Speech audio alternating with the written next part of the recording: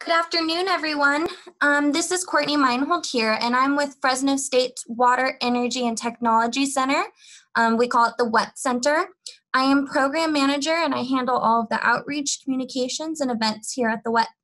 And we are excited that you could all join us for today's webinar.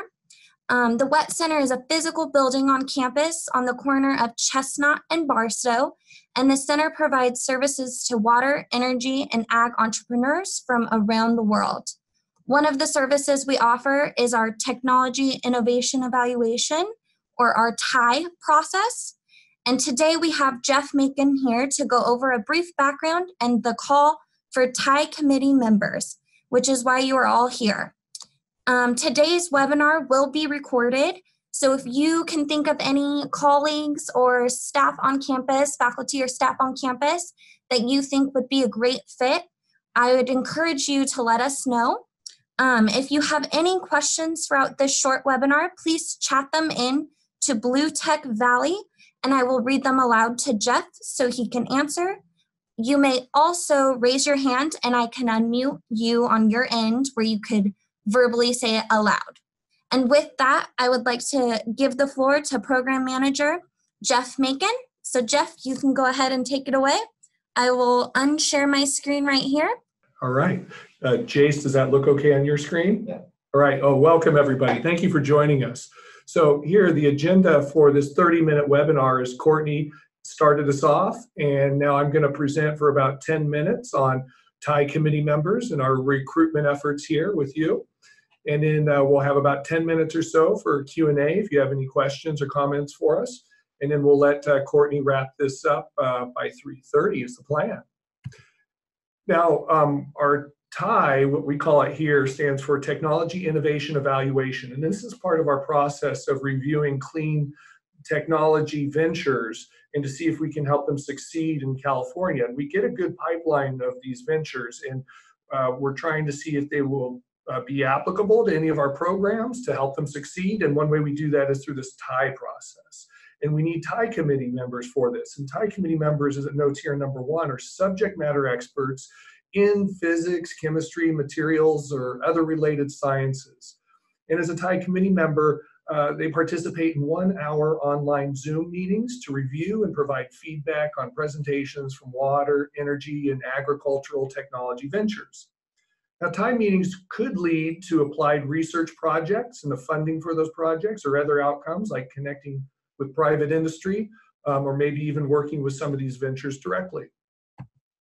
Now, as Courtney mentioned, we work for Fresno State WET Center, pictured here. We have actually 2 buildings that are at East Barstow and North Chestnut, the northeast corner of Fresno State. And we work within the Jordan College of Agricultural Sciences and Technology. And within JCAST, we work with the Center for Irrigation Technology. Dr. Charles Hillier is our new director. He just started last October. Now, the WET Center, pictured here and across the street where I'm at, includes a hydraulics testing laboratory, but also incubator offices for water, energy, and agricultural technology ventures that wish to have a location here. The WET Center also houses team members who work on programs such as the Blue Tech Valley Innovation Cluster and the Valley Ventures Accelerator, which I will briefly describe for you because as part of our TIE process of reviewing these technologies, we then see if they're a fit for these programs. And these programs, the first one is the Blue Tech Valley Innovation Cluster. This is funded by the California Energy Commission, and it has a statewide goal of helping clean tech entrepreneurs commercialize and developing business in California, and specifically technologies that will benefit our electric ratepayers. And the URL is bluetechvalley.org in case you want to check that out. But the map represented, California map here shows California in blue. That's the Blue Tech Valley Innovation Cluster. 39 counties out of 56, 2/3 of the geography of California, but not most of the population. As we know, most of it comes coastal in terms of population. And the other 3 innovation clusters for reference are Cyclotron Road for the 9 counties in the Bay Area, Los Angeles Clean Tech Incubator for 4 counties around LA, and Clean Tech San Diego for 4 counties to the south. Another program we have is a Valley Ventures Accelerator. This is funded by the U.S. Economic Development Administration, and it allows us to coach cohorts of water, energy, and agricultural technology founders to develop business in California and to seek investment funding if so desired. Now, we've had a solid pipeline of successful ventures that have developed their business in California and some have received investment funding. Now, as a TIE committee member, if you're interested in working with us and helping ventures get through our programs, some answers to questions of what and why as far as being a TIE committee member. The first, it's a pro bono technical assistance. Being a TIE committee member, you're offering free help to these ventures. Unfortunately, we don't have a budget to pay TIE committee members. We would like to. We would like to develop a budget for that, and perhaps we will in the future. Now, as a TIE committee member, what you do is you provide questions and feedback to help the clean tech entrepreneurs and our team commercialize and develop their business in California. And these efforts, being a TIE committee member, could lead to applied research and the funding for it. And I'll show you some opportunities here that we work with to get funding for applied research. Now, as far as being a TIE committee member, the how and the when, we have a team of Wet Center coordinators here. Grace Manley is full-time, a former Fresno State student. We have two current Fresno State students, Kyle Zadalski and Sydney Zumwalt, who send out calendar invites for TIE meetings. And the TIE meetings are 60 minutes in length and are conducted online using Zoom. So you could participate, or anyone can participate in a TIE meeting with an online platform. And TIE meetings typically go from 1 to 2 p.m. on weekdays, and it depends each semester on the work schedule of all of our team members as to which days of the week they are. But we've been doing TIE meetings for 7-8 years now, and we found that this 1 to 2 p.m. slot seems to work best. Now, if you're invited to a TIE meeting with a calendar invite, you can accept. And if you do, then you join the online Zoom meeting to review a 10-minute technology presentation by a founder from which you can ask questions and provide feedback. Moving on to expectations of TIE committee members during TIE meetings is they're pretty low-key, pretty casual, but we are trying to help folks. And how the 60-minute goes is we introduce ourselves, name, and the organization we work with, and then we listen to a 10-minute technology presentation by a clean tech founder. They show a slide deck and present their technology and what problems they're trying to solve and what steps they see ahead of them. After we listen to their 10-minute presentation, we all get turns to ask questions and provide feedback. And that usually lasts for about half an hour, and we have typically pretty good discussions and good points. After the TIE meeting is done, one of our coordinators will send a TIE score sheet to all the TIE committee members who were in that particular meeting and ask them for some feedback via the score sheet. It's pretty easy. It takes about 5 to 10 minutes to complete, in my experience. And then after a TIE meeting, it is up to you whether you as a TIE committee member would want to work or reconnect with that venture. Your email addresses are shared on the calendar invite. They might reach out to you. You could reach out to them if you wanted to pursue anything further, and that would be up to you. And perhaps it could lead to funded research, which we would love. And I'm going to show you some opportunities for that funding. I do have an explanation of the TIE score sheets, real quickly. It includes 4 scores. The first score is a 1 to 5 score on the potential of the technology you reviewed. The second score is a 1 to 5 score of the commercialization potential of the technology. The third score is the benefits to California electric ratepayers, 1 to 5. Does it generate clean energy? Does it minimize inputs like water or fertilizer, things that might benefit California electric ratepayers? That's a third score.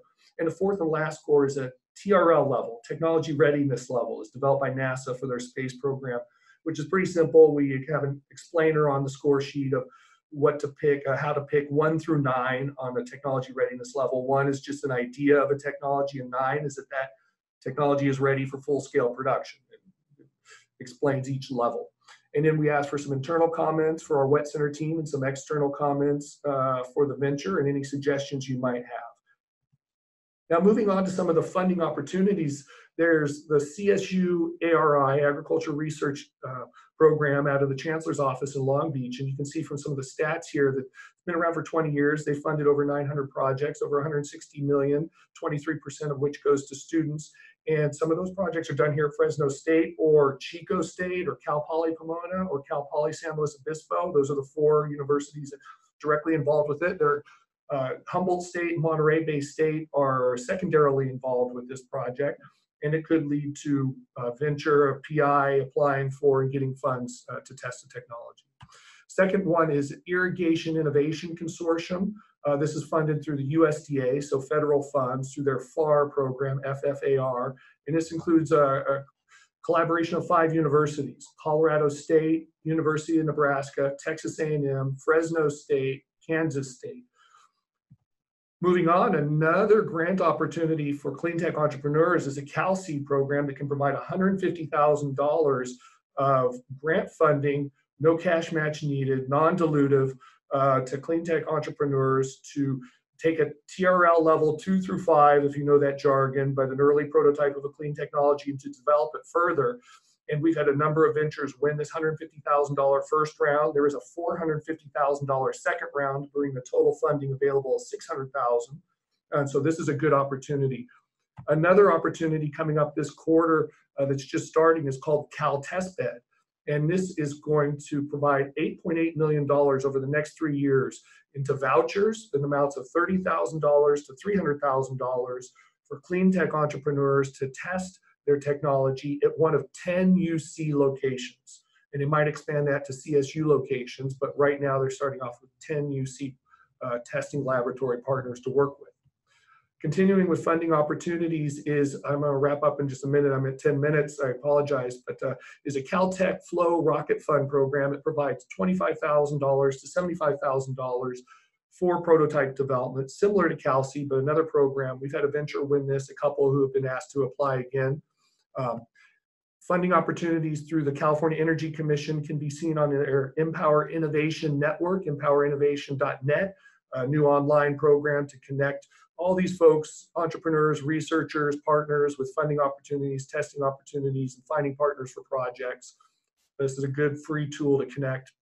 They're having an upcoming, the CEC is having an upcoming symposium at Sacramento State on April 1st and 2nd. They're taking applications up through February 7th for pitch applications for these ventures, and that could lead to funding. The CEC provides over $130 million in funding each year for various clean technology programs, and we've had some ventures win some of those funds. Last on the opportunities for funding is this venture called Egeria IO based out of Sacramento. We've worked with the founder for some years. We're not directly associated with them, but they use AI and professional grant folks to help these ventures connect with right grants, because there are so many grants out there, private, local, state, federal, various programs, and this helps them connect with the right ones. They do charge for their service, but that's one way to get at grants. So in wrapping things up on my end, if you're interested, you or anyone you know is interested in being a TIE committee member to review some cool technologies and what should be pretty easy meetings, and please contact us. And there's an email address, wetcenterstudent@mail.fresnostate.edu, or the phone number for the Wet Center, 559-278-4540. Wetcenter.org is our website, and you can contact us through that. And if you or anyone you know reaches out to us and are interested in being a TIE committee member, we'll set up an online Zoom meeting, and we'll see if there's a fit between the person we're talking with and our programs, and describe next steps, which we try to make pretty easy. And so we look forward to hearing from some of you. And that wraps up my presentation. I'd be happy to answer any questions you might have. And so Courtney, would you, I'll let you take control now. I'm ready to answer questions. Thank you so much, Jeff. That was great. Like Jeff said, if you would like to chat any questions in that you may have, you can also raise your hand and I will allow you to talk.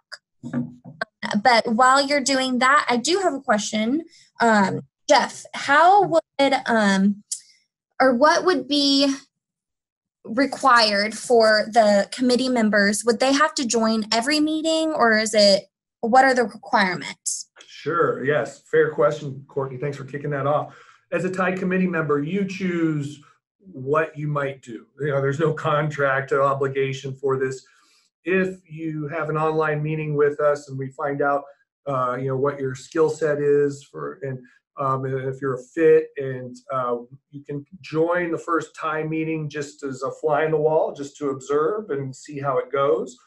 And then if you want to be an active TIE committee member, we'll have you, discuss things with the venture during the Q&A portion of a TIE meeting. And you just accept the calendar invite if you want to join the meeting. If you don't want to join the meeting, you don't accept the calendar invite. It's really as simple as that. Last year we did 40 TIE meetings over the calendar year 2019. The year before that, just a little less. So it's about 2 to 3 TIE meetings per month. And it depends on how many. We usually have 3 to 5 TIE committee members in a particular meeting. So it depends on the venture and their technology and the subject matter experts and who accepts the invite. And so beyond that, there's no commitment. We just appreciate your feedback via that scorecard after the meeting. That's great, Jeff. I also have another question here. What areas of expertise are you looking for, and what are some of the technologies that the TIE committee has seen in the past? Yes, okay. Sorry, Courtney, was the first part about what are the areas of expertise for TIE committee members? Yes, yep. And from our experience of the 7 to 8 years doing TIE meetings, of which I've been a part of that for probably 6 to 7 years, and Dan Clausen started this with Ed Norum, and folks like Sarge Green have been on them, and Dr. David Zoldalski, and people from national labs, from utility companies, and IP attorneys, and folks of this sort, investors.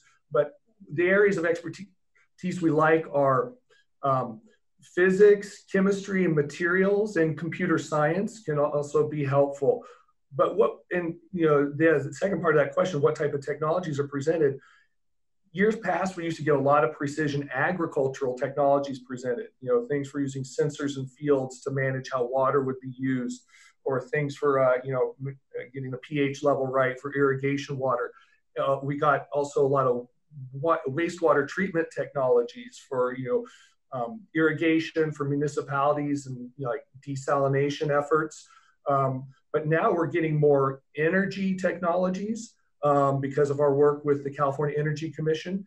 And so a lot of it is like off-grid technologies like solar storage. Box Power is a good venture out of Sacramento that's getting lots of business now because of the power outages with PG&E, because they do off-grid solar storage programs. There can be distribution for energy, these types of programs, and a lot of ag tech, even beyond just precision ag, sometimes with the seed technology. Sometimes they're engines, highly efficient engines that have multiple applications. And so that's kind of a taste there. That's great. We do have a question that came in. What areas in computer science and engineering would be relevant? Okay. Computer science, I'm thinking of, we've had computer science needed for like simulations of these technologies to see if they'll work. And also for software as a solution service. We get lots of those, whether it's having online marketplaces for farmers in the ag community. But computer science, a lot as it pertains to kind of modeling the technologies for like the solar type installations.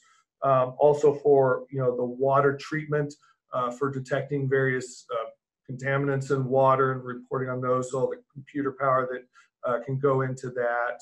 Also with precision ag, folks tying into high power computing to take in all the data that's needed for water and for weather and location and movement of machinery and things like this. So that's where computers kind of get into play. Engineering is all the time.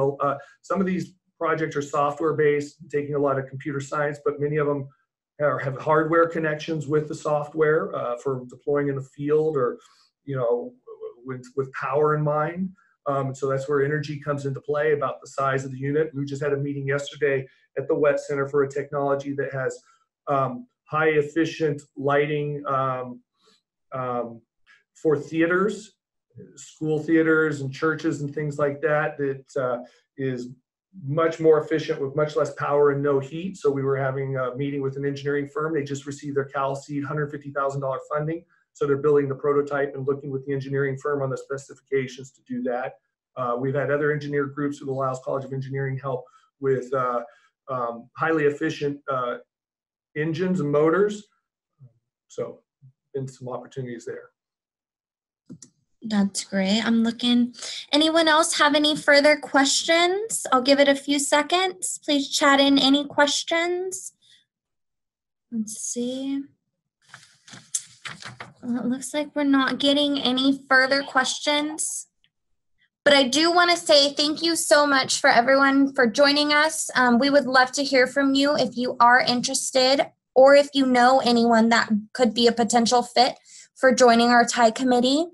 We encourage you to reach out. This webinar has been recorded, so I will make sure to send you a follow-up email with the PDF version of Jeff's PowerPoint and a recording as well. Like I said, please reach out if you have any further questions at all. And with that, I would also like to thank Jeff. Thank you for your expertise on our program. Yes, I got a chat in here and it says, can we have a copy of the PowerPoint? Yes, I will send a PDF file and you guys will get that as well as a recording of this webinar. But thank you all for joining us. And if you guys have any questions, you guys can even just stop by. We are here all the time and we'd love to see you. So thank you, everyone. And thanks again, Jeff. Thank you.